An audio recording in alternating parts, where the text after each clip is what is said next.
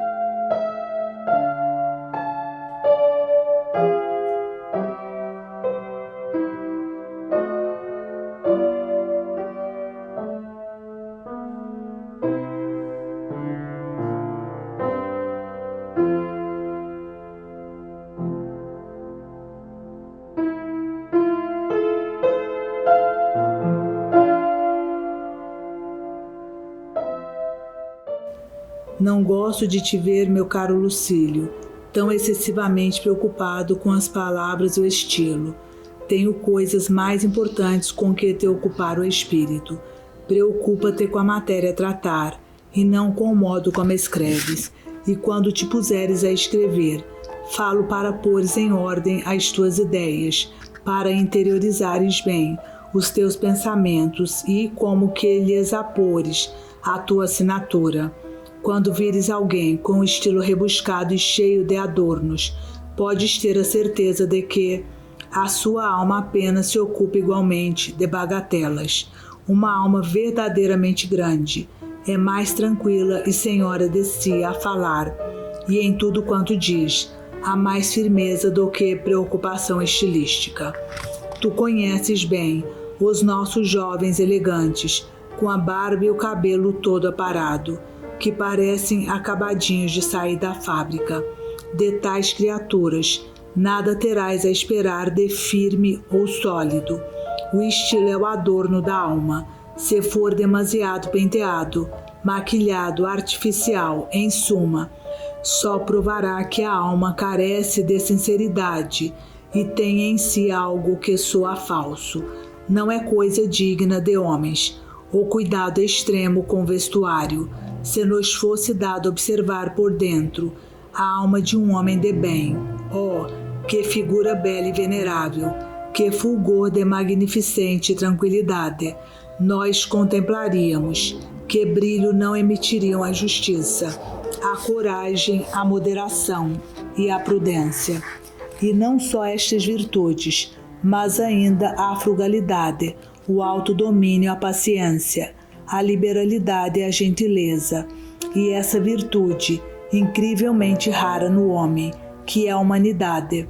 Também essas fariam jorrar sobre a alma o seu sublime esplendor, e mais ainda a presciência, o juízo crítico e, acima de todas, a magnanimidade. Ó deuses, quanta beleza, quanta severa dignidade não acrescentariam à figura, quanta autoridade e graça se não juntariam nela. Ninguém contemplaria tal figura sem a declarar tão digna de amor como de respeito. Se alguém pudesse contemplar um tal rosto, bem mais imponente e radioso do que é habitual encontrar-se entre os homens, não é verdade que ficaria estupefato como se tivesse encontrado uma divindade e suplicaria em silêncio que lhe fosse dado admirá-la sem sacrilégio, e que depois, avançando, atraído pela bondade desse rosto, se poria adorá-la com súplicas, e após contemplar longamente essa face tão sublime, tão acima do que habitualmente nos é dado ver entre os homens, esses olhos com um brilho tão suave, mas ao mesmo tempo tão ardente, acaso não sentiria vontade de, no misto de temor e de admiração, soltar a célebre exclamação de Virgílio: que nome te hei de dar, donzela? Não é de mortal o teu rosto, nem é humana a tua voz. Sê favorável, ó desconhecida, e auxilia-me nos meus esforços. ela nos assistirá e auxiliará, se estivermos dispostos a prestar-lhes culto. Para tanto, não se exige a hecatombe de vigorosos touros, nem a oferenda de ouro e prata ou a deposição de esmolas no tesouro do templo. Ao seu culto basta devoção e retidão da vontade. Repito, se nos fosse possível contemplar uma tal imagem, ninguém conseguiria deixar de se inflamar de amor por ela. Na realidade, todavia, muitos obstáculos se nos interpõem e ou nos cegam o olhar com claridade excessiva, ou nos mantém na obscuridade. No entanto, assim como o uso de certos medicamentos pode tratar os nossos olhos e restituir-lhes a acuidade, também nós, se nos decidirmos a tratar as maleitas dos olhos da alma, seremos capazes de dar pela presença da virtude, ainda que esta se esconda no corpo deformado, meio oculta pela miséria, sob a aparência falaz de uma humilde posição social. Daremos, repito, pela sua imensa beleza, mesmo que escondida atrás de um exterior desagradável. Inversamente, também poderemos aperceber-nos da perversidade e da sordidez de uma alma doente, mesmo que rodeada do brilho intenso de riquezas espetaculares, mesmo que fira a nossa vista a enganadora luz das honras ou do exercício do poder, ser-nos-á dado assim compreender como é desprezível tudo aquilo que admiramos, à maneira das crianças, que dão maior valor a qualquer brinquedo e até preferem um colarzito comprado por 3 moedas, à companhia dos pais ou dos irmãos. Que diferença há entre nós e os miúdos, senão, como diz Ariston, que as nossas brincadeiras, loucuras bem mais caras do que as deles, são antes os quadros e as estátuas. As crianças ficam todas contentes quando encontram na praia alguns calhaus coloridos. Nós preferimos enormes colunas variegadas, importadas das areias do Egito ou dos desertos do norte de África, para a construção de algum pórtico ou de um salão de banquetes com capacidade para uma multidão. Olhamos com admiração paredes recobertas de placas de mármore, embora cientes do material que lá está por baixo. Iludimos os nossos próprios olhos quando recobrimos os tetos a ouro. O que fazemos senão deleitar-nos com uma mentira? Sabemos bem que por baixo desse ouro se oculta a reles madeira. Mas não são só as paredes ou os tetos que se recobrem de uma ligeira camada. Também a felicidade destes aparentes grandes da nossa sociedade é uma felicidade dourada. Observa atentamente e verás a corrupção que se esconde sob essa leve capa de dignidade. Desde que o dinheiro, que tanto atrai a atenção de inúmeros magistrados e juízes, e tantos mesmo promove a magistrados e juízes, desde que o dinheiro, digo, começou a merecer honras, a honra autêntica começou a perder terreno, alternadamente. Vendedores ou objetos postos à venda, habituamo-nos a perguntar pela quantidade e não pela qualidade das coisas. Somos boas pessoas por interesse, somos bandidos por interesse. Praticamos a moralidade enquanto dela esperamos tirar lucro, sempre prontos a inverter a marcha, se pensamos que o crime pode ser mais rendível. Os nossos pais habituaram-nos a dar valor ao ouro e à prata, e a cupidez que assim nos foi instilada ganhou raízes e foi crescendo conosco. Toda gente, ao fim e ao cabo, tão díspara em tudo mais, está de pleno acordo quanto ao vil metal. Só a ele aspira, só a ele deseja para os seus, e é ele a coisa mais preciosa que encontra para oferecer aos deuses em ação de graças. A moralidade pública degradou-se a tal ponto que a pobreza é objeto de maldição e causa de opróbrio, desprezada pelos ricos e odiada aos pobres. Junte-se a isto os cantos dos poetas que lançam mais lenha na fogueira das nossas paixões, ao exaltar a riqueza como único adorno capaz de embelezar a vida. No entender deles, nada há de melhor que os deuses imortais possam prodigalizar ou possuir eles próprios. O Palácio do Sol elevava-se sobre sublimes colunas, radioso graças ao brilho do ouro. Vê agora a descrição do carro do Sol. De ouro era o eixo, de ouro o timão, em ouro era o aro das rodas, e de prata eram feitos os seus raios, pois se até chamam Idade de Ouro, a época que descrevem como a melhor da história. Nos trágicos gregos também não faltam personagens que trocam por qualquer lucro a honradez, a saúde, a reputação. Chamem-me o pior dos bandidos, desde que me chamem rico. Todos queremos saber se ele é rico. Ninguém, se é homem de bem. Não te perguntam por que de onde vens, mas sim quanto possuis. Em todo lado um homem só vale pelo que tem. De nenhum bem a posse me desonra, a falta de posse sim. Ser rico quero viver, ser pobre opto pela morte. Bela é a morte daquele que morre a fazer dinheiro. Ó dinheiro, supremo bem da espécie humana, prazer superior à presença de mãe extremosa, ou de filhos, ou de pai digno e benfazejo. Se tão doce é o brilho do olhar de Vênus, justo é o amor que ela ateia entre deuses e homens. Quando se acabaram de ouvir estes versos de Eurípides, todo o público se ergueu no repelão, disposto a expulsar da cena o ator e a tragédia, e só não o fez porque Eurípides correu em pessoa à frente dos espectadores, pedindo-lhes que esperassem até ver o que sucedia a esse apaixonado pelo ouro.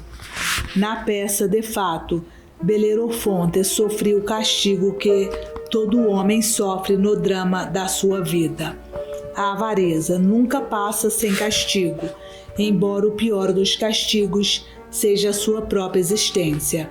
Que quantidade de lágrimas e tormentos ela exige, que angústias sofrem os avaros, ora pelos bens que ambicionam, ora pelos que já possuem. Junta a isto a ansiedade que diariamente atormenta cada um, em função da riqueza que guarda. A posse do dinheiro causa mais torturas do que a sua conquista. Quantos gemidos o avaro solta ante qualquer prejuízo que, por grande que seja, ele imagina sempre maior. Para ele, ainda quando a fortuna em nada diminui as suas posses, a não obtenção de um lucro é olhada como um prejuízo.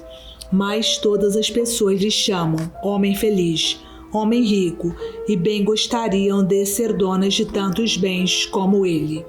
É verdade. E depois, pensas que pode haver situação pior para um homem do que sentir-se simultaneamente miserável e objeto de inveja. Oxalá os candidatos à riqueza começassem por ouvir a opinião dos ricos.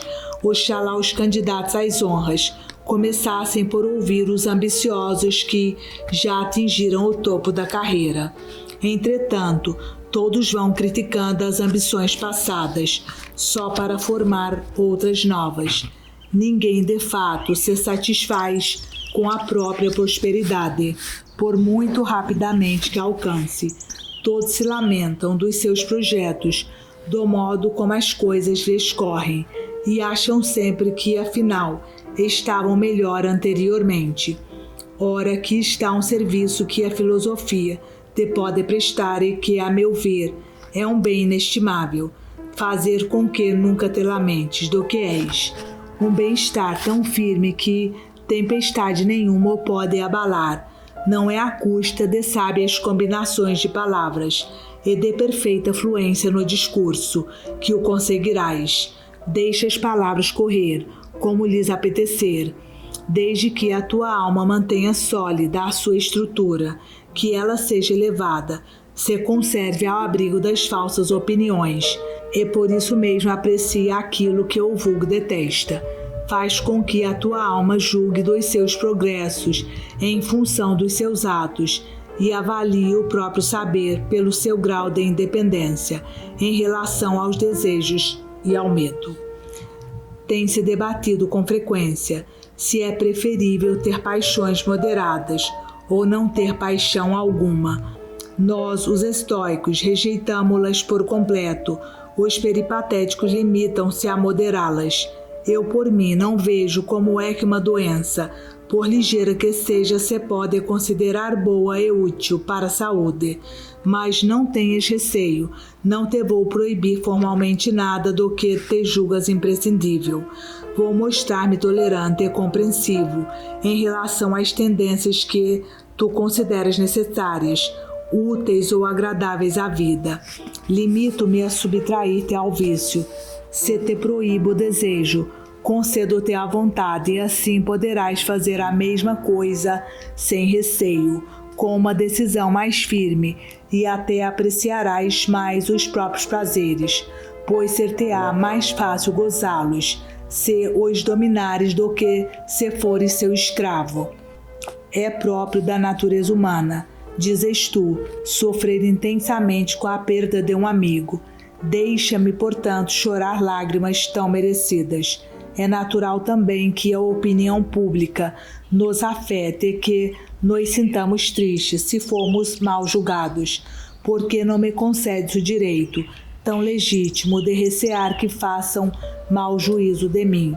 Não há vício que se não esconda atrás de boas razões. A princípio, todos são aparentemente modestos e aceitáveis, só que a pouco e pouco vão se expandindo.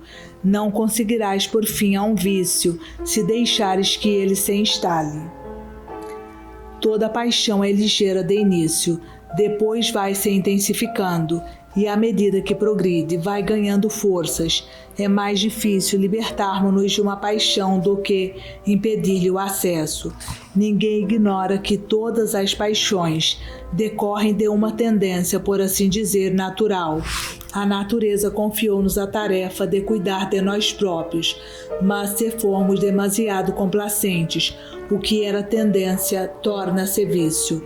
Aos atos necessários, juntou a natureza o prazer, não para que fizéssemos deste a nossa finalidade, mas apenas para nos tornar mais agradáveis, aquelas coisas sem as quais é impossível a existência. Se o procuramos por si mesmo, caímos na libertinagem. Resistamos, portanto, às paixões, quando elas se aproximam, já que, conforme disse, é mais fácil não as deixar entrar do que pô-las fora. Não me proíbas, dizes tu, que em certa medida eu seja sensível à dor ou ao receio. Repara, essa certa medida há de procurar alargar-se e subtrair-se aos limites impostos pela tua vontade. O sábio pode permitir-se o direito de descuidar um pouco a vigilância sobre si próprio, pois sabe por fim às lágrimas e aos prazeres sempre que o queira. Nós, porém, faremos melhor em não avançar na paixão, já que não nos será fácil retroceder.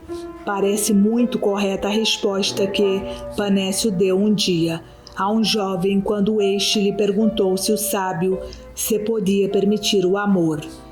Pelo que toca ao sábio, disse, mais tarde veremos. Eu e tu, que ainda estamos muito longe de ser sábios, é preferível não nos arriscarmos a uma situação incerta, incontrolável, que pode sujeitar-nos a uma vontade alheia e a envilecer-nos. Seu amor nos sorri, deixamo-nos excitar pelo seu bom acolhimento. Se nos rejeita, irrita-nos a sua altivez. Quer se nos mostre fácil, quer difícil, a paixão amorosa é sempre nociva. As facilidades atraem-nos, as resistências provocam-nos. Por isso mesmo, deixemo-nos ficar quietos, cônscios das nossas próprias fraquezas. Não entreguemos o nosso débil espírito ao vinho, à beleza, à adulação ou a qualquer outra paixão que insidiosamente nos solicite. O mesmo que Panécio respondeu a uma questão sobre o amor, digo eu a respeito de todas as paixões em geral. Afastemo-nos quanto possível dos terrenos movediços, já que até em terra firme nos aguentamos com dificuldade. Já até estou imaginando atirar-me à cara a objeção que toda a gente costuma fazer aos estoicos. Demasiado grandes são as vossas promessas, como demasiado duros são os vossos preceitos. Nós somos pessoas vulgares e não podemos renunciar a tudo. Somos sensíveis à dor, com moderação. Sentimos desejos, mas com peso e medida. Somos atreitos à cólera, mas capazes de nos deixarmos aplacar. Sabes por que é que consideramos impossível dominarmos-nos a nós mesmos? Apenas porque não acreditamos sermos capazes de o fazer. Mas não só, há mais um fator a ter em conta. Nós defendemos os nossos vícios porque os amamos e preferimos desculpá-los a livrarmos-nos deles. A natureza deu-nos energia suficiente. A questão está em aproveitá-la, em juntar todas as nossas forças e pô-las ao nosso serviço, ou pelo menos em não as virar contra nós mesmos. A falta de força não passa de pretexto. O que temos na realidade é falta de vontade. Preparas-me uma boa tarefa e, sem dares por isso, metes-me numa dolorosa controvérsia. Levantas uma série de questões fúteis nas quais eu nem posso discordar da escola, sem trair o que lhe devo, nem concordar com ela sem trair a minha consciência. Perguntas-me se é verdadeira a tese estoica, segundo a qual a sabedoria é um bem, mas ser sábio já o não é. Primeiro irei expor-te a opinião dos estoicos, em seguida atrever-me-ei a dizer o que eu penso. Dizem os nossos que tudo quanto é bem é um corpo, porquanto tudo quanto é bem age, tudo quanto age é um corpo, tudo quanto é bem é útil. Logo importa que haja de algum modo para poder ser útil. Se age é um corpo. Eles dizem que a sabedoria é um bem, são consequentemente obrigados a considerá-la como corpórea. Quanto a ser sábio, entendem que não exige a mesma condição. Trata-se aqui de uma coisa incorpórea, de um acidente de outra coisa que é a sabedoria. Assim sendo, ser sábio não tem qualquer ação, nem utilidade. Como é isso? Objetar-se-á. Então, nós não dizemos que ser sábio é um bem, dizemo-lo mais em referência àquilo de que está dependente, ou seja, da sabedoria em si mesma. Houve primeiro a resposta que outros deram a esta tese. Depois será a vez de eu definir a minha posição em relação à escola e fixar a minha maneira de ver.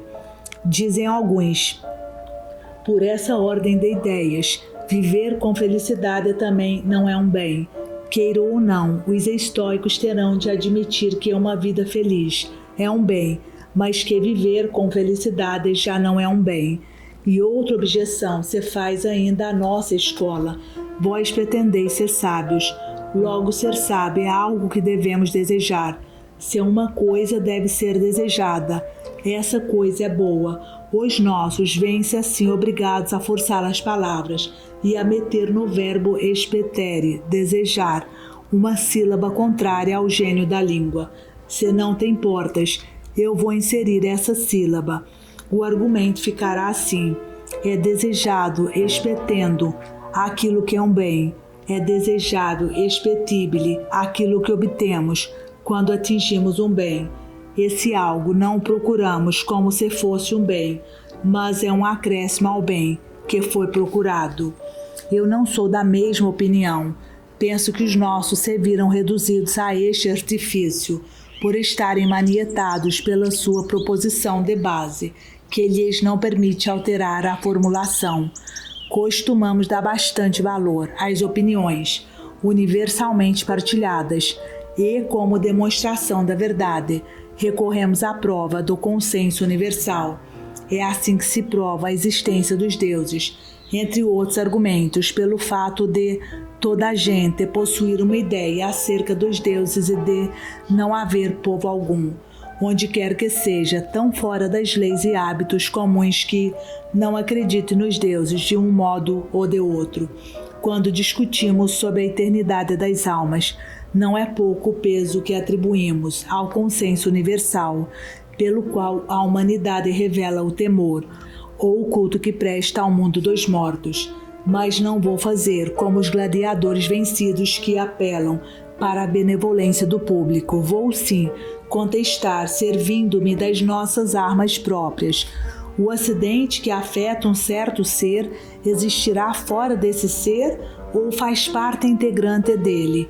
Se faz parte integrante dele, é tão corpo como o ser de que é acidente. De fato, não pode haver um acidente sem que haja contato. Tudo quanto faz contato é um corpo. Não pode haver um acidente sem que haja ação.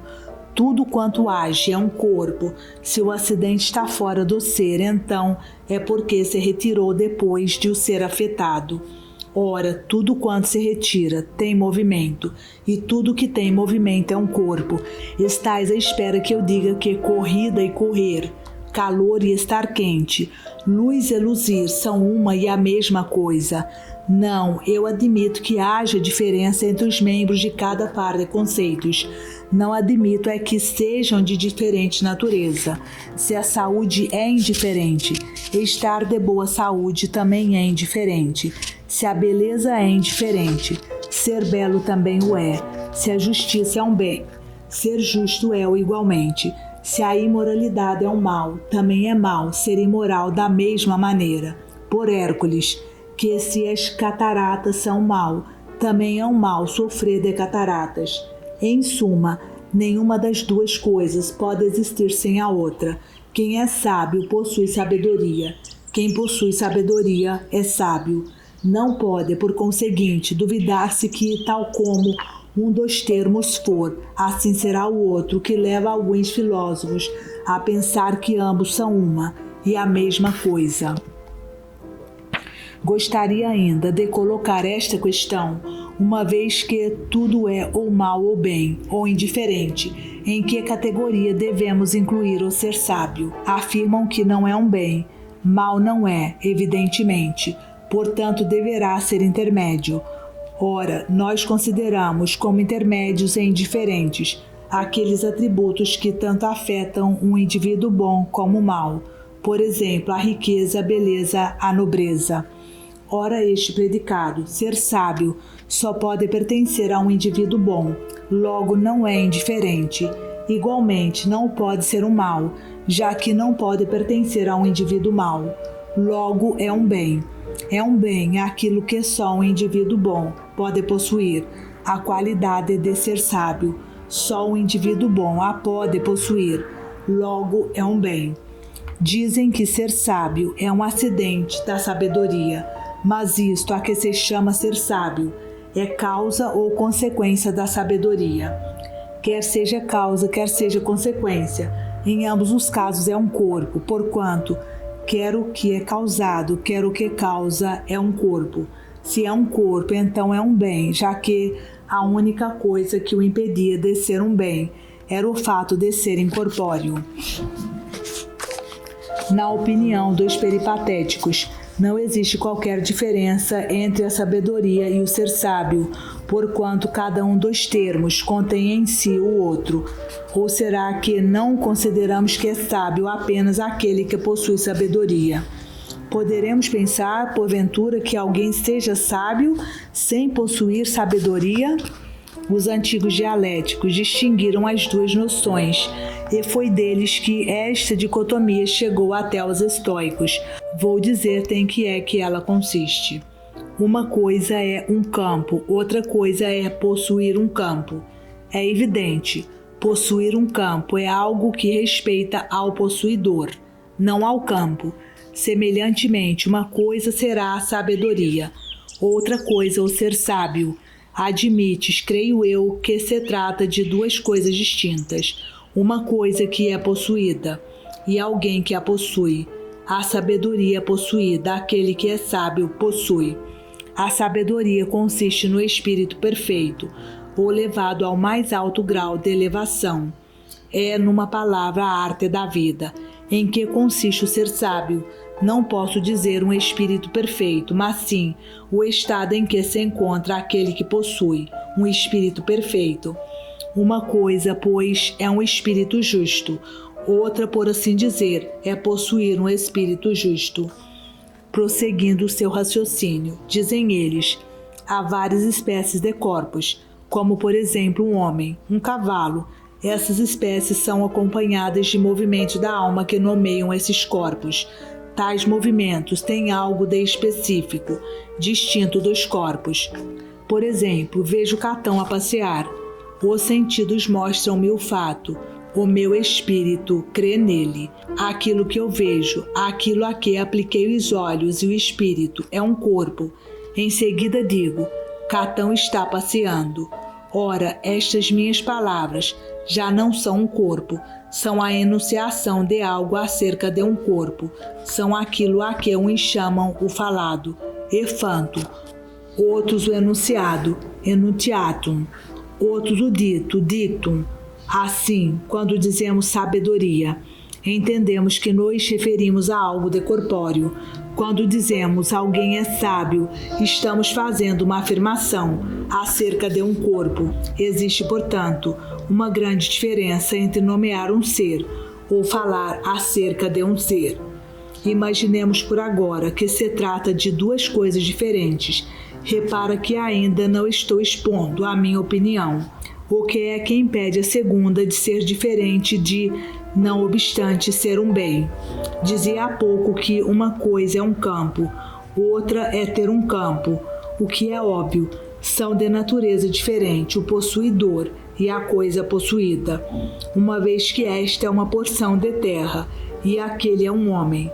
Mas no caso de que temos estado a tratar ambos os termos, aquele que possui sabedoria e a sabedoria em si mesma partilham de idêntica natureza.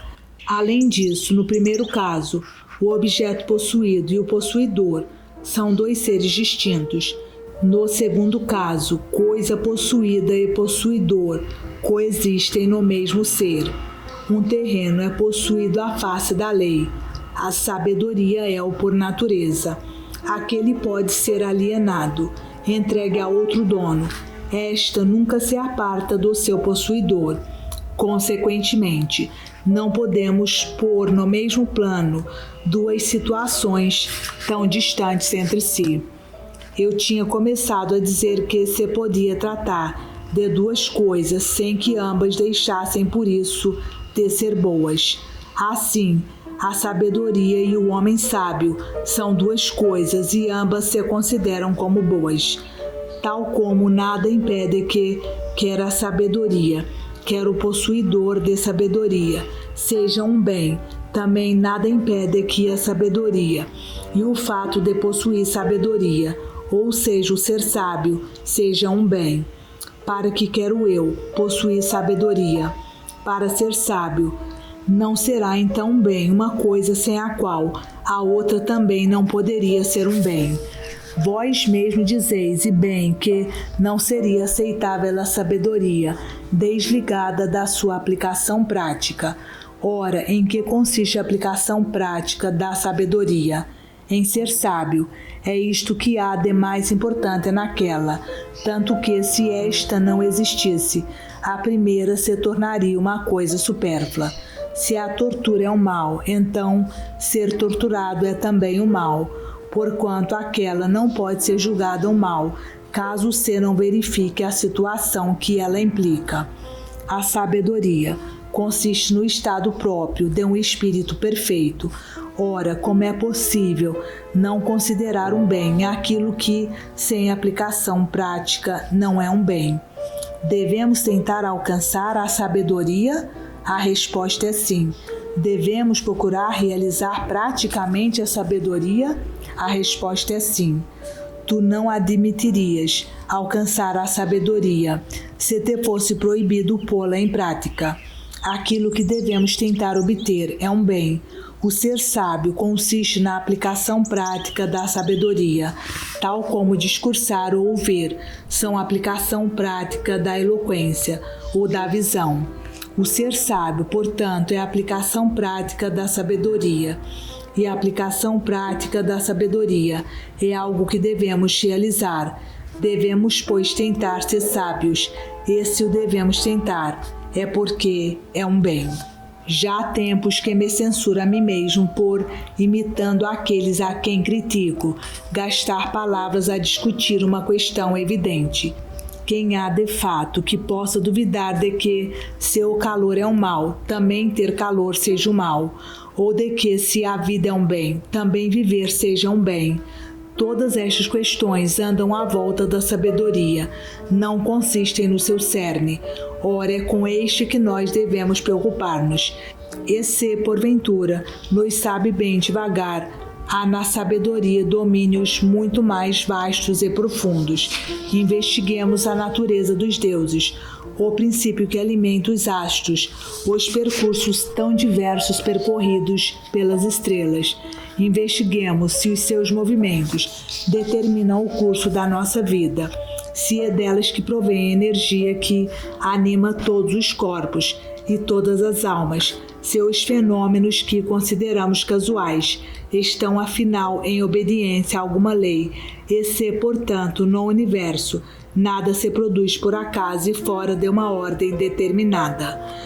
Tais questões, embora já não digam respeito à formação do caráter, elevam o espírito, alçam-no à grandeza das próprias questões que investiga. Os problemas de que há pouco discutia, pelo contrário, rebaixam-no, deprimem-no e, ao invés do que julgais, não exercitam, antes o debilitam. Reparai bem, é justo desperdiçar a atenção que deveríamos dar aos assuntos mais importantes e sublimes com estas questões? Não direi falsas, mas sem dúvida alguma inúteis. O que ganho eu em saber se sabedoria e ser sábio são ou não duas coisas distintas? Que me adianta saber que a primeira é um bem, mas a segunda não o é? Façamos uma loucura, tiremos as duas coisas à sorte. Tu ficarás com a sabedoria, a mim caber-me-á ser sábio. Resultado, um empate. Mais útil será, então, indicar-me a via pela qual atinjo um ou outro objetivo. Diz-me o que eu devo evitar, o que devo procurar, quais os estudos que darão forças às debilidades do meu espírito, de que modo poderei repelir para longe os impulsos que se me atravessam na frente e tentam arrastar-me, de que modo poderei fazer frente a tantos males, de que modo poderei obviar as desgraças que se abateram sobre mim, ou aquelas em que eu próprio me deixei cair. Ensina-me a suportar a adversidade sem gemer, ou a felicidade sem causar gemidos ao próximo. Ensina-me a não aguardar o último e inevitável mal, mas sim a buscá-lo eu mesmo, quando me parecer oportuno. Nada me parece mais imoral do que desejar a morte, pois se tu queres viver, para que desejares morrer? E se o não queres, para que pedir aos deuses o que eles te concederam logo ao nascer? Que hás de morrer um dia, ainda que o não queiras, é o que tens de mais certo. E se o quiseres, está na tua mão fazê-lo. A primeira hipótese é inevitável, a segunda facultativa. Li um dia destes, no prólogo de um autor, aliás de mérito, esta frase repugnante: Oxalá eu morra quanto antes, insensato homem, não desejas mais do que a tua sorte. Oxalá eu morra quanto antes. Talvez ao dizer estas palavras tenha chegado a velho de chofre. De outro modo, o que te detém? Ninguém te impede. Sai desta vida como te aprouver. Escolhe o local da natureza que eleges para a porta de saída. Estou me referindo aos elementos de que se compõe o universo. Água, terra, ar, qualquer deles, tal como é condição necessária à vida. Assim é caminho seguro para a morte. Oxalá eu morra quanto antes. Que entendes tu por quanto antes? Qual o dia que escolhes? Pode ser que o alcances mais cedo do que tu contas. Palavras destas denunciam um espírito débil que pretende suscitar pena, mostrando-se assim cansado da vida. Quem chama pela morte é porque não quer morrer. Pede aos deuses que te deem vida e saúde, e se preferes morrer, a morte tem pelo menos a vantagem de pôr cobro aos desejos. São estes, caro Lucílio, os problemas em que devemos meditar para robustecer o nosso espírito. Nisto consiste a sabedoria. Nisto ser sábio e não em desperdiçar as inúteis sutilezas com problemas ocos e fúteis. Então a fortuna coloca diante de ti tantas questões que ainda não resolveste, e tu metes-te em casuísticas. Que estupidez esgrimir no vazio quando já se ouviu o sinal da batalha. Põe de lado essas armas de brinquedo. É a altura de usares armas a sério. Diz-me como conseguir que nem tristezas nem receios me perturbem o ânimo, de que modo poderei alijar esta carga de secretos desejos. É preciso agir. A sabedoria é um bem. Ser sábio não é um bem. Discutir isto é fazer com que não nos tomem por sábios, é expor ao ridículo todos os nossos estudos como se não passassem de especulações vazias. Demos por resolvida esta e ponhamos outra questão. Será que a sabedoria ainda não atingida é um bem? Pergunto-te eu. É ou não óbvio que os celeiros não sentem ainda a carga das futuras colheitas, ou que as crianças, por fortes e vigorosas que sejam, não têm ainda noção da sua futura adolescência? O doente, enquanto doente, em nada beneficia da saúde que há de recuperar, tal como um corredor ou um lutador não se retemperam graças ao descanso que só obterão muitos meses depois. Quem ignora que uma coisa futura não pode ser um bem pelo próprio fato de ainda estar para vir. Uma coisa que seja um bem é de utilidade imediata, e para uma coisa ter utilidade é preciso que já exista. Se não tem utilidade, não é um bem. Se tem utilidade, então já existe. Eu hei de ser um sábio um dia. Quando eu for, isso será um bem. Entretanto, não. Qualquer coisa deve primeiro existir. Em seguida virá a sua qualidade. De que modo, pergunto eu, pode ser um bem aquilo que não existe ainda? Que melhor prova te posso dar de que uma coisa não existe, do que dizer ela há de existir? Aquilo que há de vir, é evidente que ainda não veio. A primavera há de aparecer. Eu sei, contudo, que neste momento é inverno. O verão há de aparecer. Eu sei, contudo, que não estamos no verão. A melhor prova que eu encontro para a não existência de alguma coisa é o fato de ela ser futura. Hei de ser sábio, assim o espero, mas entretanto não sou sábio. Se conseguisse obter aquele bem, ficaria livre deste mal. Há de acontecer que eu seja sábio. Daqui não te é lícito concluir desde já que sou um sábio. Não posso simultaneamente encontrar-me na posse desse bem futuro e deste mal presente. Estes dois estados não coexistem. O mal e o bem não podem ao mesmo tempo encontrar-se no mesmo indivíduo. Deixemos estas engenhosíssimas frioleiras e abordemos com vigor aqueles temas que nos serão de utilidade na vida. Um homem que vai, preocupado, buscar a parteira para a filha, já com as dores, não fica parado a ler as informações oficiais ou o programa dos jogos. Um homem que corre para sua casa em chamas, não fica a olhar o tabuleiro das damas, a ver como se liberta uma peça bloqueada. Ora a ti, ó céus, de todo lado te chegam notícias alarmantes. A casa a arder, os filhos em perigo, a tua terra atacada, os teus bens saqueados. Junta ainda os naufrágios, os tremores de terra, tudo mais que nos pode afligir. E tu, dilacerado por estas calamidades, gasta o tempo com meros prazeres do espírito. Preocupa-te a diferença que há entre a sabedoria e o ser sábio. Colocas e resolves problemas de dialética, enquanto uma tal avalanche se precipita sobre ti. A natureza não foi tão generosa e pródiga no tempo que nos deu, a ponto de nos permitir desperdiçá-lo. Vê como mesmo as pessoas mais metódicas perdem imenso tempo. Uma parte gasta-se nos cuidados com a saúde, própria ou dos familiares. Outra vai-se em atividades particulares ou públicas. metade da nossa vida é entregue ao sono, e deste tempo tão limitado e veloz que nos devora, havemos nós de gastar a maior parte em pura perda?